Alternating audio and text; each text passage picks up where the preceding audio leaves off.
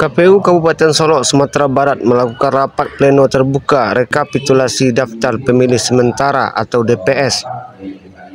Rapat pleno yang dilangsungkan di Direlezen, Kota Solok pada tanggal 10 Agustus tahun 2024 tersebut dipimpin langsung oleh Ketua KPU Kabupaten Solok, Hasbullah Al-Komar.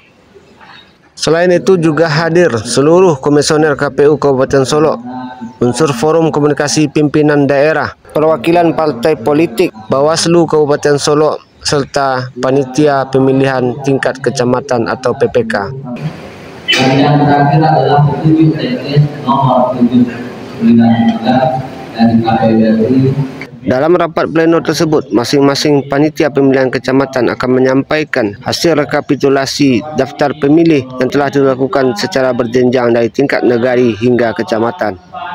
Jumlah desa atau kelurahan 2. Kemudian rekapitulasi perubahan pemilih DPR, gubernur, wakil gubernur, bupati, wali kota, pemilih tidak memilih syarat 7585. Jumlah perbaikan data pemilih 141.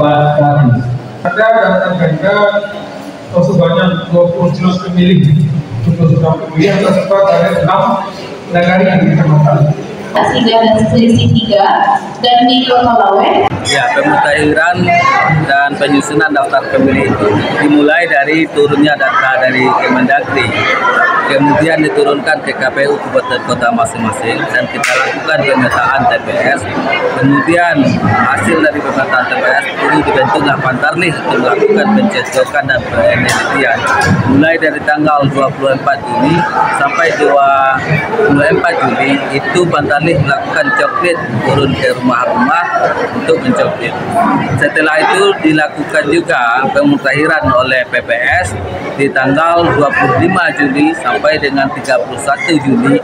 Pemutahiran yang dilakukan oleh PPS itu adalah PPS menginventarisir pemilih ganda, pemilih yang masih ditemukan TMS, di-TMS-kan lagi, ubah data, dan kalaupun seandainya ada pemilih yang belum masuk, itu dimasukkan lagi. Kemudian dilakukan pleno di tingkat PPS di tanggal 1 sampai 3, di tingkat PPK di tanggal 5 sampai tanggal 7 Agustus, juga di tingkat kabupaten kota di tanggal 9 sampai dengan 11 Agustus. Namun dari pleno PPS ke PPK, PPK ke DPS di tingkat kabupaten kota tentu ada perubahan data. Itu disebabkan adanya terdeteksi pemilih ganda antar kabupaten kota di dalam Sumatera Barat dan antar kabupaten kota di luar provinsi Sumatera Barat.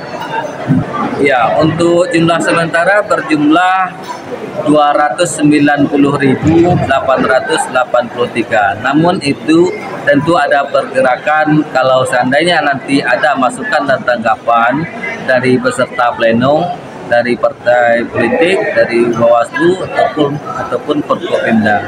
Ya, setelah rapat pleno di tingkat Kabupaten Solok akan dilakukan pleno rekapitulasi di tingkat provinsi. Kemudian setelah rekapitulasi di tingkat provinsi di Kabupaten Solok kita melakukan perbaikan yang namanya DPS hasil perbaikan. Setelah dilakukan DPS HP, kita sebut dengan DPS HP, baru dilakukan pleno secara berjenjang di tingkat nagari, di tingkat PPK, dan di tingkat kabupaten untuk ditetapkan sebagai DPT nantinya. Kalau belum masuk ke dalam DPS, masyarakat bisa melaporkan kepada PPS, ke PPK, ataupun bahkan mengunjungi kantor KPU Kabupaten Solok untuk dimintai masuk ke dalam DPS HP.